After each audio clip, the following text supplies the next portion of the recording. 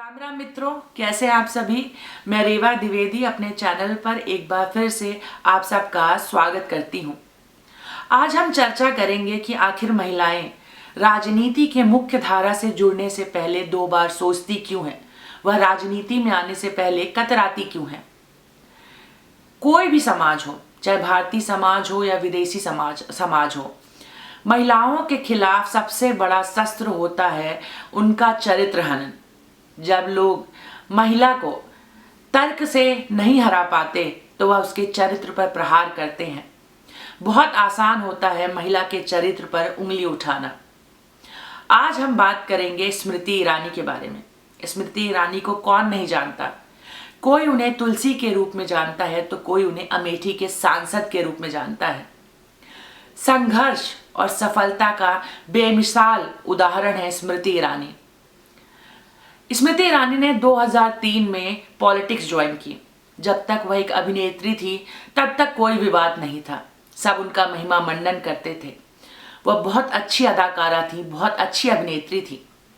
लेकिन राजनीति में आने के बाद धीरे धीरे विरोधियों ने उन पर प्रहार करना शुरू किया और यह प्रहार शुरू हुआ 2014 में, जब वह मुख्य धारा में आई। उन्होंने इलेक्शन लड़ा और चुनाव हार गई 2014 में। उसके बावजूद भी उन्हें केंद्रीय मंत्री का पद दिया गया। कांग्रेस के एक नेता ने तो उन्हें यहाँ तक कह दिया कि वह नरेंद्र मोदी की, हमारे प्रधानमंत्री श्री नरेंद्र मोदी की दूसरी पत्नी है। कितना अशोभनीय और कितना निंदनीय है। स्मृति ईरानी ने अपने जीवन में बहुत संघर्ष किया, फिर वह चाहे एक अभिनेता के रूप में हो या एक नेता के रूप में हो। उन्होंने जो भी आज कमाया है, जो भी पद पाया है, जो भी मुकाम हासिल किया है, वह अपने संघर्ष और मेहनत के बलबूते पर पाया है। इसमें कोई दो राय नहीं है। स्मृति ईरानी के जीवन से जुड़े हुए दो विवाद हैं। एक तो उनके डिग्री को लेकर है, दूसरा उनके वैवाहिक जीवन को लेकर है। उनकी डिग्री असली है, नकली है, क्या है, सच है, झूठ है, इसके बारे में हम कभी और बात करेंगे। आज हम बात करेंगे उनके निजी जीवन के बारे में। रौबदार व्यक्तित्व और बुलंद आवाज की मालकिन स्मृति ईरानी की आवाज अक्सर ही संसद में गूंजा करती है। वह विपक्षियों से भिड़ने से पहले कतराती नहीं है। वह सोनिया गांधी से भी भिड़ने से पहले दो बार सोचती नहीं है। वाद विवाद में स्मृति ईरानी को तर्क से हराना थोड़ा मुश्किल है, तब विरोधी उनकी डिग्री, उनकी शिक्षा, उनके निजी जीवन, वैवाहिक जीवन पर प्रहार करते हैं। मीडिया भी अक्सर उनके रिश्तों के बारे में बातें करती है, बड़े बड़े आर्टिकल छपते हैं। लेकिन किसी के घर में क्या चल रहा है यह सोशल मीडिया पर बैठा हुआ इंसान कैसे सुनिश्चित कर सकता है। मैंने कई आर्टिकल्स पढ़े जिसमें कहा गया कि स्मृति ईरानी कभी सौतन तो कभी सहेली हैं। उन्होंने अपने सहेली के ही पति को चुरा लिया। किसी के रिश्ते की क्या सच्चाई है आपको कैसे पता है, वो सौतन है या सहेली है, यह तो उन्हें ही मालूम होगा ना। सपने देखना और सपनों को पूरा करने की कीमत क्या होती है यह वही जानता है जो सपने देखने की हिम्मत करता है। कहते हैं मुंबई में कोई भूखा नहीं सोता, लेकिन पेट भरने के लिए कितने पापड़ बेलने पड़ते हैं यह एक मुंबईकर ही जानता है। 1998 में स्मृति ईरानी ने अपने अभिनय के करियर का, अपने मॉडलिंग करियर की शुरुआत की। उन्होंने 1998 में फेमिना मिस इंडिया में पार्टिसिपेट किया। हालांकि वह जीत नहीं पाई, लेकिन उनका संघर्ष शुरू हुआ।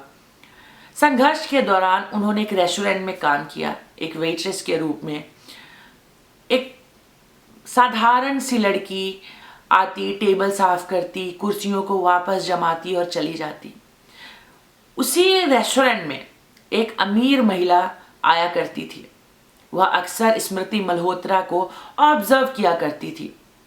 कई दिनों तक उसने स्मृति मल्होत्रा को ऑब्जर्व किया और एक दिन उसने स्मृति मल्होत्रा से बात की, क्योंकि वो जो महिला थी, करोड़पति महिला, अमीर महिला थी, उसकी नज़र में स्मृति ईरानी काफ़ी खूबसूरत थी। नाक नक्श काफ़ी सुंदर थे, तीखे थे, व्यवहार भी बहुत अच्छा था। धीरे धीरे दोनों में बात होने लगी। उस अमीर महिला का नाम मोना ईरानी था। दोनों में बात हुई, धीरे धीरे दोनों दोस्त बन गए। चूंकि मोना ईरानी भी मॉडलिंग इंडस्ट्री से थी, उन्हें लगा कि स्मृति ईरानी इस इंडस्ट्री में कुछ कर सकती हैं। दोनों में धीरे धीरे गहरी दोस्ती हुई। उस समय स्मृति मल्होत्रा, जो कि आज स्मृति ईरानी के नाम से जानी जाती हैं, उनका संघर्ष का दौर चल रहा था। संघर्ष इतना बुरा कि वह अक्सर अपने घर का किराया भी नहीं दे पाती थी। कई बार मोना ईरानी ने उनके घर का किराया दिया। बहुत समय ऐसे गुजर गया। मोना ईरानी उन्हें अक्सर अपने घर पर आमंत्रित किया करती थी। जब स्मृति ईरानी की समस्याएं खत्म नहीं हुई, स्मृति मल्होत्रा की प्रॉब्लम्स खत्म नहीं हुई, तब मोना ईरानी ने उन्हें अपने घर पर रहने के लिए कहा। जब स्मृति ईरानी मोना ईरानी के घर जाया करती थी, तब उनकी मुलाकात जुबिन ईरानी से हुई, जो कि मोना ईरानी के पति थे। स्मृति ईरानी और जुबिन ईरानी बहुत अच्छे दोस्त बन गए। एक इंटरव्यू में स्मृति ईरानी ने कहा कि मैंने जुबिन से शादी इसलिए की क्योंकि मुझे उनकी ज़रूरत थी। वह मुझे समझते थे। मैं अक्सर उनसे बातें करती थी, वो अपनी समस्याओं का हल मांगा करती थी। धीरे धीरे हम दोस्त बने। कब हमारे बीच प्रेम हुआ यह पता नहीं चला, लेकिन स्मृति ईरानी के परिवार वाले जुबिन को बहुत पसंद करते थे। हालांकि मोना ईरानी और जुबिन ईरानी की शादी को 10 साल हो चुके थे। स्मृति ईरानी ने जुबिन से कहा कि वह परिवार के खिलाफ जाकर विवाह नहीं कर सकती, वह अपने पिता की ही मर्जी से विवाह करेंगे। इसलिए जुबिन ईरानी ने अपनी माताश्री को स्मृति ईरानी के घर पर भेजा विवाह के प्रस्ताव के साथ। दोनों परिवार मिले, दोनों परिवारों के बीच बातें हुई, रिश्ता पक्का हुआ और बाकायदे सामाजिक और लीगली 2001 में स्मृति ईरानी और जुबिन ईरानी ने विवाह किया, पारसी तौर तरीके से। इस विवाह से पहले जुबिन ईरानी ने मोना ईरानी को आपसी सहमति के साथ तलाक दिया।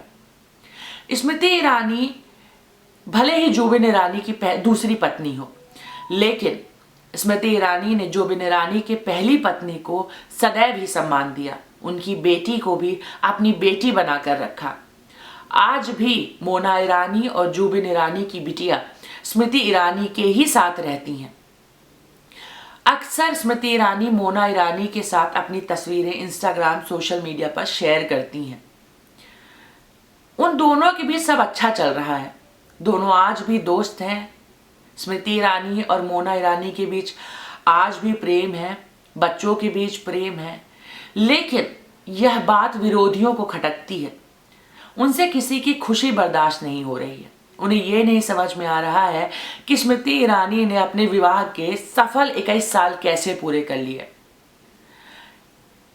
जो हिम्मत आप सोशल मीडिया पर दिखाते हो किसी के निजी जीवन और चरित्र पर प्रहार करने की, अगर वही व्यक्ति आपके सामने आ जाए तो आपके मुंह से आवाज नहीं निकलेगी। बहुत आसान होता है सोशल मीडिया पर किसी का चरित्र हनन करना।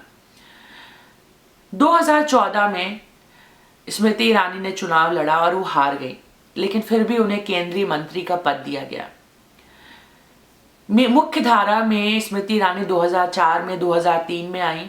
वह आरएसएस से बहुत पहले से जुड़ी हुई थी। उनके दादाजी आरएसएस के स्वयं सेवक थे। उनकी माताजी जनसंघ की सदस्य थी। स्मृति ईरानी खुद आरएसएस से जुड़ी हुई थी।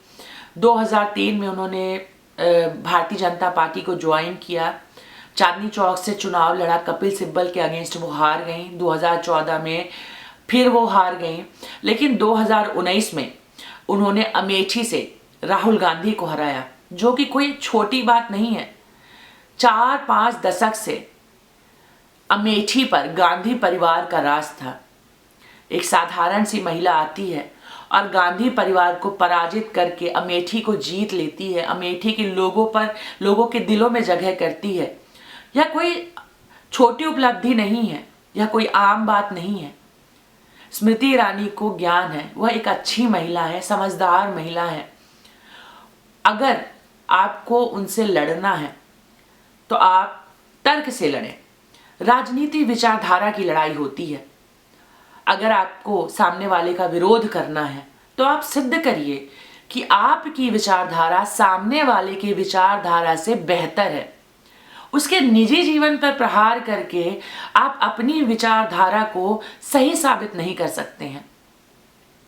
कोई भी हो, चाहे भाजपाई हो, कांग्रेसी हो, सपाई हो या बसपा सपोर्टर हो, कोई भी हो, जब वो महिला का चरित्र हनन करते हैं या महिला के निजी जीवन पर प्रहार करते हैं, मैं उसको बहुत ही निंदनीय मानती हूँ और उसका समर्थन कतई नहीं करती। क्योंकि जब वो राजनीति में आ रही है तो वह इसलिए आ रही है क्योंकि उसे राजनीति की समझ है, वह राजनीति करना चाहती है। वह इसलिए नहीं आ रही है क्योंकि उसे अपना निजी जीवन सार्वजनिक करना है या आपके सामने परोसना है। बेहतर होगा कि आप अगर महिला से लड़ना चाहते हैं तो तर्क से लड़ें। लोग अक्सर विमेन एम्पावरमेंट की बात करते हैं। विमेन एम्पावरमेंट का सबसे अच्छा उदाहरण है स्मृति ईरानी। फिर आप उनके बारे में इतनी बुरी और खराब बातें कैसे कर सकते हो? कभी सौतन कभी सहेली, ये कहाँ तक जायज़ है ऐसा कहना? वह एक अच्छी महिला है, एक उनके पास एक सुखी परिवार है, संपन्न वैवाहिक जीवन है, एक बहुत अच्छी नेता है, केंद्रीय मंत्री हैं, बहुत अच्छा कर रही हैं राजनीति में। अगर आपको लड़ना है तो तर्क करिए, कुतर्क करके आप महिला को मत गिराइए। आप किसी को गिरा करके आप खुद ऊपर नहीं उठ सकते हैं।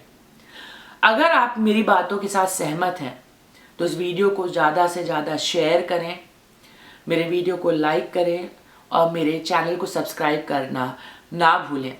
और आप भी एक बात याद रखें कि महिला का चरित्र हनन ना करें। प्रत्येक महिला सम्मान की अधिकारिणी है। जय श्री राम, जय हिंद, भारत माता की जय।